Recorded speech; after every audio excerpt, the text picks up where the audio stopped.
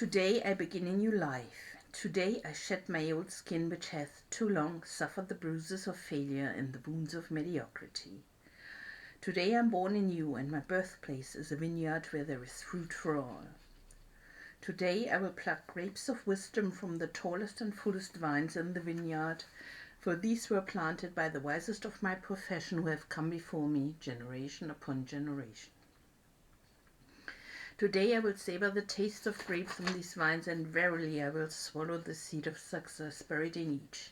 A new life will sprout within me. The career I have chosen is laden with opportunity, yet it is fraught with heartbreak and despair. And the bodies of those who have failed, were they piled one atop another, would cast a shadow down upon all the pyramids of the earth. Yet I will not fail as the others. For in my hands I now hold the charts which will guide me through perilous waters to shores which only yesterday seemed but a dream. Failure no longer will be my payment for struggle, just as nature made no provision for my body to tolerate pain, neither has it made any provision for my life to suffer failure. Failure, like pain, is alien to my life. In the past I accepted it as I accepted pain. Now I reject it, and I am prepared for wisdom and principles which will guide me out of the shadows into the sunlight of wealth, position, and happiness, far beyond my most extravagant dreams, until even the golden apples in the garden of Hesperides will seem no more than my just reward. Time teaches all things to him who lives forever, but I have not the luxury of eternity. Yet, within my allotted time, I must practice the art of patience, for nature acts never in haste. To create the olive, king of all trees, 100 years is prepared. An onion plant is old in 9 weeks. I have lived as an onion plant. It has not pleased me. Now I would become the greatest of olive trees, and in truth the greatest of salesmen. And how will this be accomplished? For I have neither the knowledge nor the experience to achieve greatness, and already I have stumbled into ignorance and fallen into pools of self-pity. The answer is simple. I will commence my journey unencumbered with either the weight of unnecessary knowledge or the handicap of meaningless experience. Nature already has supplied me with knowledge and instinct far greater than any beast in the forest. And the value of experience is overrated, usually by old men who note wisely and speak stupidly. In truth, experience teaches thoroughly, yet her course of instruction devours men's years. So the value of her lessons diminishes with the time necessary to acquire her special wisdom. The end finds it wasted on dead men. Furthermore, experience is comparable to fashion. An action that proved successful today will be unworkable and impractical tomorrow. Only principles endure, and these I now possess, for the laws that will lead me to greatness are contained in the words of these scrolls. What they will teach me is more to prevent failure than to gain success, for what is success other than a state of mind? Which two among 1,000 wise men will define success in the same words? Yet failure is always described but one way. Failure is man's inability to reach his goals in life, whatever they may be. In truth, the difference between those who have failed and those who have succeeded lies in the difference of their habits. Good habits are the key to all success. Bad habits are the unlocked door to failure. Thus, the first law I will obey, which precedeth all others, is, I will form good habits and become their slave. As a child, I was slave to my impulses. Now I am slave to my habits as a all-grown man. I have surrendered my free will to the years of accumulated habits, and the past deeds of my life have already marked out a path which threatens to imprison my future. My actions are ruled by appetite, passion, prejudice, greed, love, fear, environment, habit, and the worst of these tyrants is habit.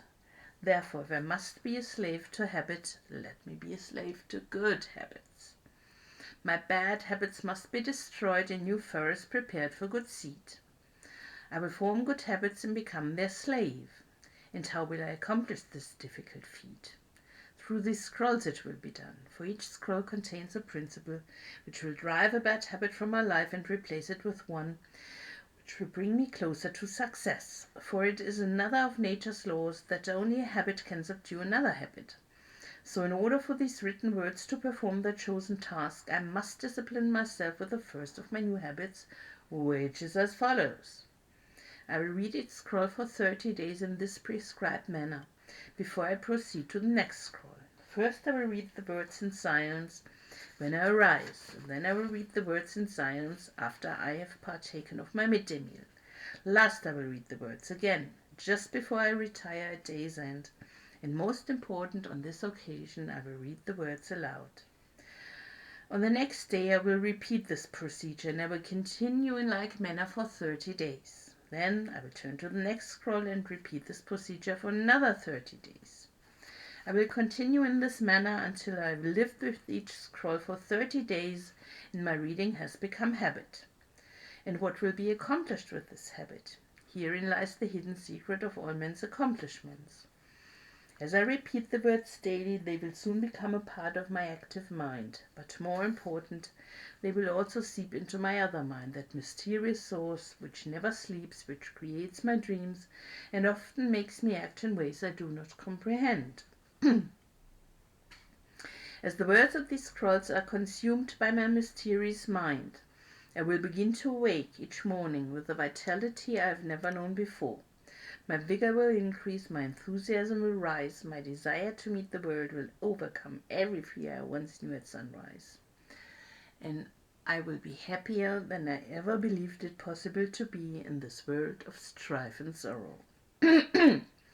Eventually I will find myself reacting to all situations which confront me, as I was commanded in the scrolls to react. And soon these actions and reactions will become easy to perform, for any act with practice becomes easy.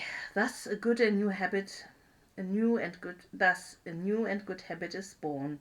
For when an act becomes easy through constant repetition, it becomes a pleasure to perform. And if it is a pleasure to perform, it is man's nature to perform it often. When I perform it often, it becomes a habit and I become its slave. And since it is a good habit, this is my will. Today I begin new life, and I make a solemn oath to myself that nothing will retard my new life's growth. I will lose not a day from these readings, for that day cannot be retrieved, nor can I substitute another for it. I will not break this habit of daily reading from these scrolls, and in truth, the few moments spent each day on this new habit are but a small price to pay for the happiness and success that will be mine.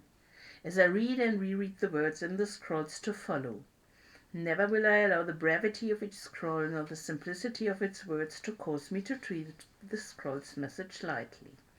Thousands of grapes are pressed to fill one jar with wine, and the grape skin and pulp are tossed to the birds. So it is with these grapes of wisdom from the ages. Only the pure truth lies distilled in the words to come. I will drink as instructed and spill not a drop, and the seed of success I will swallow. Today my old skin has become as dust. I will walk tall among men, and they will know me not, for today I am a new man with a new life.